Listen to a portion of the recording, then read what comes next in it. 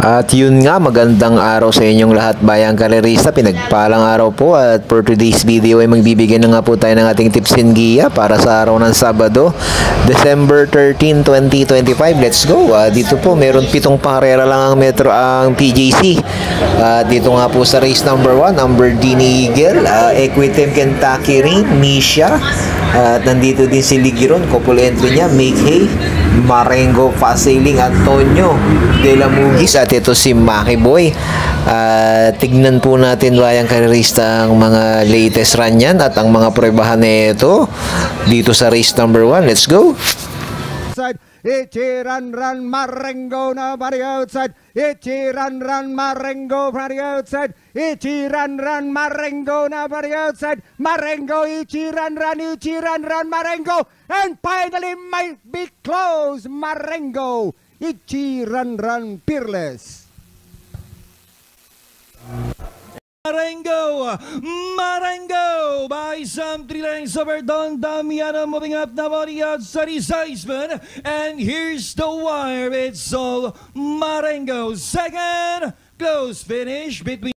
Iyan ang panalo ni Marengo last November 7. Ang talo niya si Ichiran ng dikit lang. At dito sila Peerless, Tawi-Tawi Island, tinalo din niya. Nagtala ng 1.28. Marengo with JL Santiago nakasakay sa kanya dito.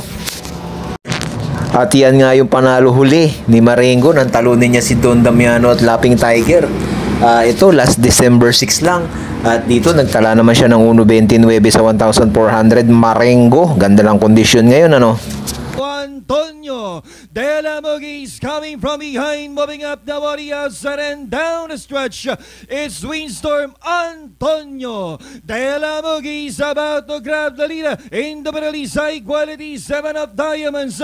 Antonio De La Mugis high quality, entering the finish line. It's all Antonio De La Mugis second, close, high quality, 7. At yan nga ang huling panalo ni Antonio De La Mugis sa MMTCI last October 10. At dito nagtala siya ng 1.28. Tinalo niya si 7 of Diamonds, High Quality at si Windstorm. At ito naman yung pinakahuling takbo niya dito sa PJC, sa MMTCI din, last December 7. Ang talo niya ni Made for Trophy. Dito, pangatlo lang siya, Made for Trophy, barik na. At nagtala naman siya ng 1.29 dito. Third placer dito si Antonio De La Mugis. Followed by a Dugong Bukhaw, and bring up Barrel now is Footnote Kentucky Rain, entering the finish line. Success of time, serving up Dugong Bukhaw, and finally from start to finish, that success of times Dugong Bukhaw, blown away Kentucky Rain. Adorable Felicia Put. At yan ang huling takbo ni Kentucky Rain bayang karerista last December 3. At dito tinalo siya ni Success of Times, Dugong Bughaw at Blown Away. Pangapat lang siya, nagtala ng 1.16 sa 1,200 sa MMTCI ito. Equitem, who's a good way back with Thy Will Be Done. On towards the home turn, he's going freely here. Tokyo Rumba. He's about 4 in advance of starting to close, though, is Masa Young Tune, and also Street Queen on the rail, followed then by I Love Matty, and then back on the inside, locked away then was Levitum, but around the bend for home on the inside, getting to the front, it is Tokyo Rumba in front, but here comes Equitem in the centre of the track, and he raced up and took the lead away. Here comes I Love Matty right down the outside. In front, though, it's Equitem. Over on the inside, kicking back then was Surplus Boy, but Equitem wins the last from Surplus Boy. Then Street Queen, followed by Leviathan. Iyan ang huling panalo ni Equitem dito sa PJC. Last November 15, nagtala ng 1.28. Nang talunin niya si Surplus Boy. Equitem. At ito naman ang pinakahuling takbo ni Equitem last December 5 sa MMTCI, kung saan pumanglima lang siya dito. Dito, tinalo siya nila Top Peeling, Summer Rule, Elegant Lady at Amor My Love. Medyo magagaling na kalaban ni Equitem dito. Nagtala lang ng 1.16, 1.15, at nandito din si Lamborghini Eagle, pangalawa sa Bugaw. Makakalaban din nila ngayon sa race number 1 yan, si Lamborghini Eagle, Equitem. She's Royal the centre. Sunny Nature out 3 and 4 deep and taking a sit behind them then was Raffy's Point.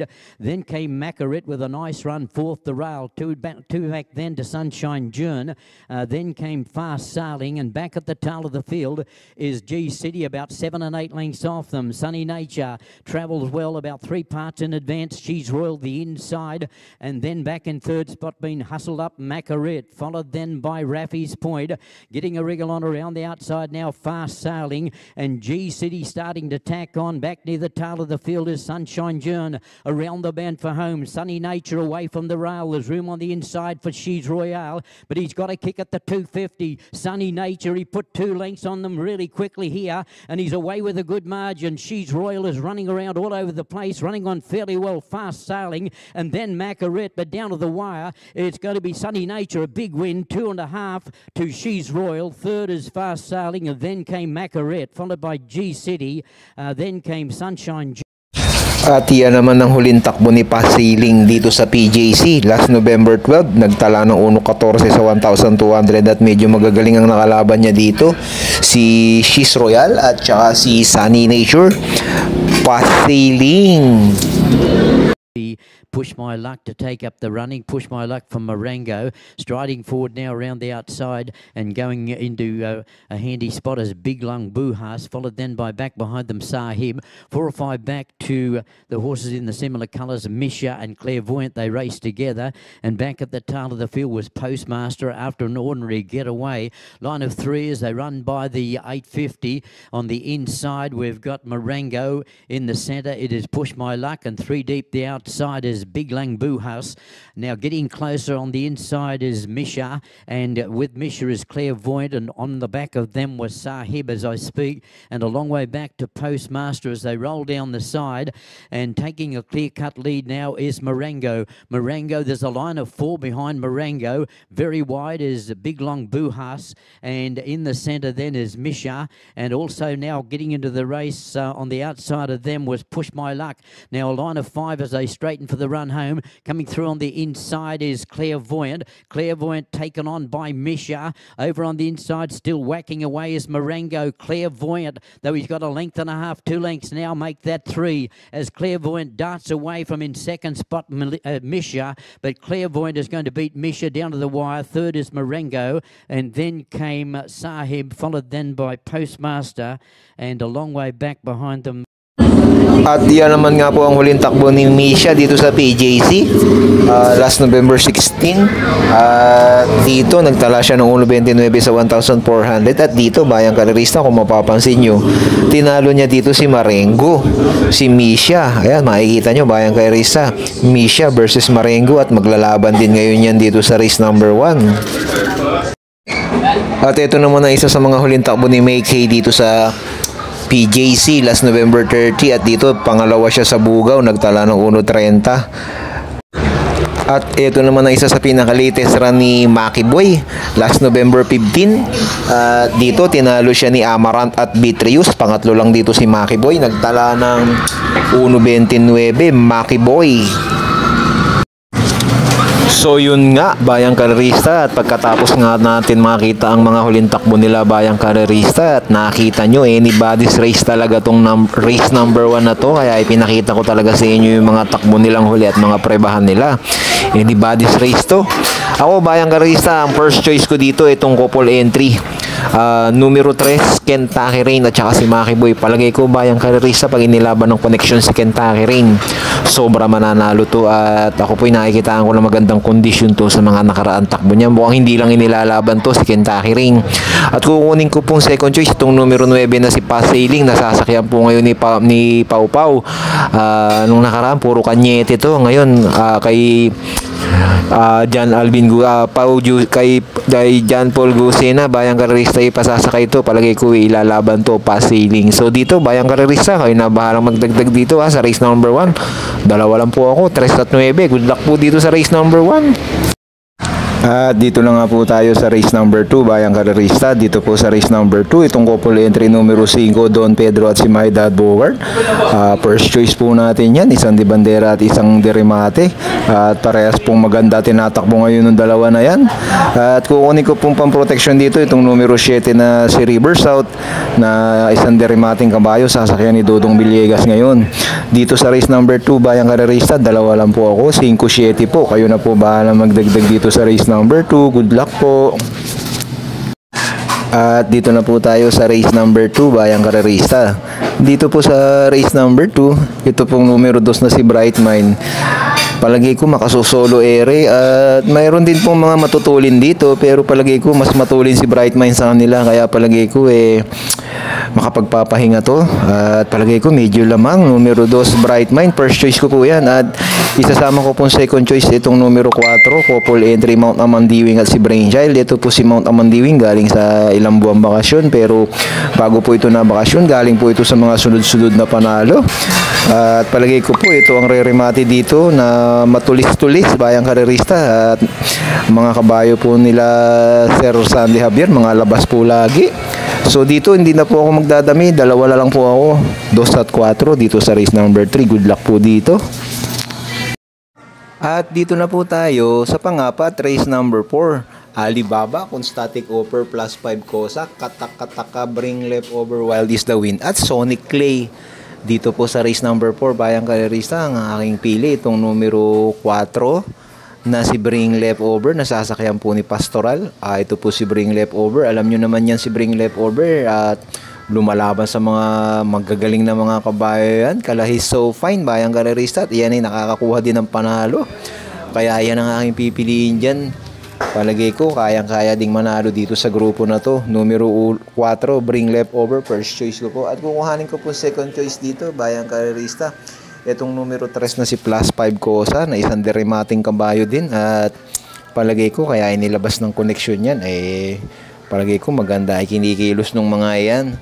At idadagdag ko pong third choice dito, itong naging nabibitin, numero 2 Constatic Offer na 1,400 ngayon. Baka sakaling makakusungkit na rin ang panalo. Nung mga nakaraan kasi 1-2, 1-3 laging bitin. Palagay ko ngayon medyo may chamba na din. So dito sa race number 4, tatlo po tayo, numero 4 plus Bring Left Over, second choice numero 3 plus 5 Kosa, at third choice nga po natin itong numero 2 na si Constatic Offer. Good luck po dito sa race number 4. At dito na po tayo sa race number 5. Dito po sa race number 5, Bayang Karerista, dito ko lalagay sa couple entry Makarit, couple entry with Tricky Road. Dito tayo sa 8 pa, at buenas po yung connection nito ngayon. Lagi silang nananalo. Second choice ko po dito, Bayang Karerista, itong numero 5, Word Isn't Enough, na medyo naglakad nung nakaraan. So dito hindi na ako magmamadami, Bayang Karerista, kaya na bahala magdagdag dito sa race number 5. 4 at 5 po tayo. Good luck po dito. At dito na po tayo sa race number 6, Diamond Heart, Red Soul, Boy Wonder, Bagsikat din po, Light Bell, at Isla Puting Bato at Heavyweight. Tignan po natin ang mga latest run nito, Bayang Karerista. Hindi bodies race to. Ito yung isa sa mga magandang takbo ni Boy Wonder last October 11. Nung inabot siya ni Amazing, nagtala ng 1.27. Dito, tinalo ni Boy Wonder si Dharma, River South, Top Peeling. At ito naman ang isa sa pinaka-latest run ni Isla Puting Bato dito sa PJC last November 16, kung saan pangatlo siya dito kay Skydance. Forecast dito si Manny for Gabriel, tercero Isla Puting Bato, pangkwarto dito si Diamond Power. Diamond Heart na mga kalaban din naman nila ngayon yan. Ayan, Bayang Karerista, third placer si Isla Puting Bato, fourth placer si Diamond Heart. At ito ang isa sa pinaka-latest run ni Boy Wonder dito sa PJC last November 12, 1,200. Nagtala siya ng 1.13 nang talunin siya dito ni Grand Monarch at Money for Sheltex, Boy Wonder. At ito naman si Polite Bell. Ito, last November 14, 1,200 meters, nang talunin siya ni Doña Pachi. Medyo maganda tinakbo ni Doña Pachi, 1.11, at si Polite Bell, 1.12. Makakalaban din nila ngayon yan sa race number 6, Polite Bell, home court. At ito naman po yung isa sa mga latest run ni Bagsikat din last November 22 sa 1,400. MMTCI, nang talunin siya dito ni Straight Shooter, Confidence Game at Arrogante. Pang-apat siya dito, 1.27, Bagsikat din.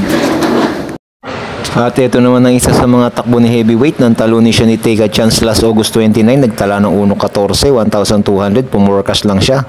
Baka yan ang malyalyamado dito. At ito naman ang isa sa mga takbo ni Heavyweight, nang talunin siya ni Take a Chance last August 29. Nagtala ng 1.14, 1,200. Pumorkas lang siya. Baka yan ang malyalyamado dito. At ito naman ang isa sa mga takbo ni Heavyweight, nang talunin siya ni Take a Chance last August 29. Nagtala ng 1.14, 1,200. Pumorkas lang siya. Baka yan ang malyalyamado dito. Dito sa race number 6, Bayang Karerista, first choice ko itong sa ni John Alvin Guse, Polite Bell. Pwedeng isunod, pwedeng ibandera to. At wala din naman masyadong matulin dito, Boy Wonder ang matulin.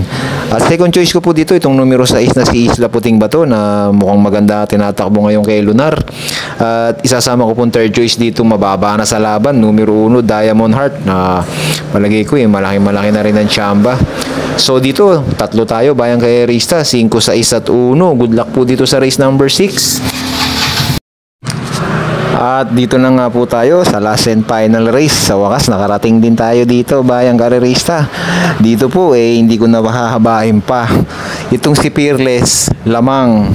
Kaya hindi ko na paligoy-ligoy pa tayo.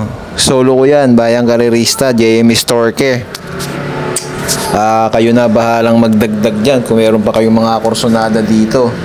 Ako po, first choice, solo, numero 11, Fearless.